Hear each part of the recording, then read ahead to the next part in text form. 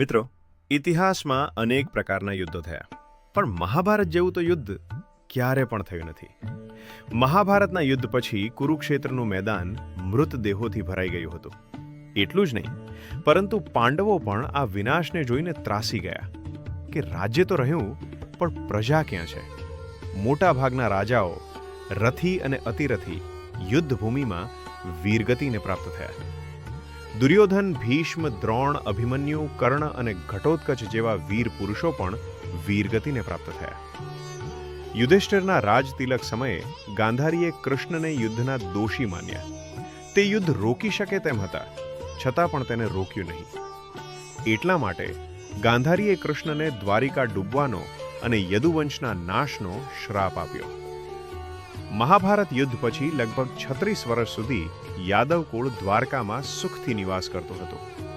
શ્રીકૃષ્ણ, બલરામ, પ્રદ્યુમ્ન, સત્યભામા, ઉદ્ધવ વગેરે બધા દ્વારકામાં શાંતિથી જીવન વિતાવી રહ્યા હતા.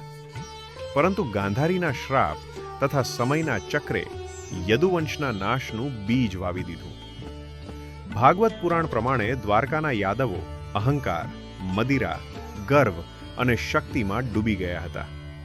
એક યજ્ઞ દરમિયાન તેમણે ઋષિઓનો અપમાન કર્યો અને ઋષિએ તેમને શ્રાપ આપ્યો કે આ તમામ યાદવો એકબીજા સાથે યુદ્ધ કરીને નષ્ટ થઈ જશે. સમય આવતા ગાંધારીના શ્રાપ અને ઋષિઓના શ્રાપ બંને ફળ્યા. શ્રીકૃષ્ણ જ્યારે સમજી ગયા કે યદુવંશનો અંત સમય નજીક છે, તેમણે બલરામને કહ્યું, ભાઈ, ધર્મનું કાર્ય પૂર્ણ થઈ ગયું છે. હવે આપણી પૃથ્વી પરની લીલા પૂર્ણ થવાની છે. બલરામજીનું હૃદય ખૂબ શાંત અને સ્થિર હતું. તેઓ સમજી ગયા હતા કે અવતરિત કાર્ય પૂર્ણ થઈ ચૂક્યું છે. તે પછી બલરામજી એકાંતમાં સમુદ્ર કિનારે ઝાડ નીચે બેસીને યોગ નિદ્રામાં પ્રવેશ્યા. કૃષ્ણએ પણ પોતાના જ કુળનો આવો અંત જોઈ તે જંગલ તરફ ધ્યાનમાં લીન થવા ગયા.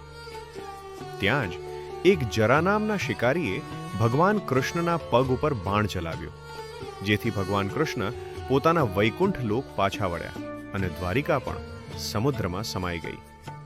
કહેવાય છે કે જે દિવસે ભગવાન કૃષ્ણ વૈકુંઠ લોકમાં ગયા, ત્યારથી પૃથ્વી ઉપર કલિયુગની શરૂઆત થઈ. મિત્રો, ભગવાન કૃષ્ણના વૈકુંઠ લોક ગયા પછી પાંડવો એ પણ રાજા પરીક્ષિતનું રાજ તિલક કર્યું. વેદ વ્યાસે પાંડવોને સલાહ આપી કે ધરતી ઉપર તેનો ઉદ્દેશ પૂરો થયો છે. હવે તે હિમાલય તરફ પ્રસ્થાન કરી શકે. પાંડવોએ પરીક્ષિતને બધું રાજપાટ સોંપીને પાંડવો દ્રૌપદી અને એક શ્વાન સાથે હિમાલય તરફ ગયા. ત્યાં એક પછી એક પાંડવો અને દ્રૌપદીના મૃત્યુ થયા. છેલ્લે યુધિષ્ઠિર અને તેમની સાથે રહેલો શ્વાન બંને સ્વર્ગની સીડીએ પહોંચ્યા. ધર્મગ્રંથોની અનુસાર જ્યારે યુધિષ્ઠિર અને શ્વાન સ્વર્ગમાં પહોંચ્યા, ત્યાં દ્વારપાલ ઇન્દ્ર એ તેનું સ્વાગત કર્યું. યુધિષ્ઠિરની સાથે રહેલો શ્વાન કોઈ પશુ નહીં, પણ સ્વયં યમરાજ હતા. યુધિષ્ઠિરને યમરાજ દ્વારા જાણ થઈ કે પોતાના ભાઈઓ અને દ્રૌપદી નર્કમાં ગયા. આ સાંભળી યુધિષ્ઠિરને ઘણું દુઃખ થયું, પણ થોડા સમય પછી ખરાબ કર્મનું ફળ ભોગવી પાંડવો અને દ્રૌપદી પણ સ્વર્ગમાં પહોંચ્યા.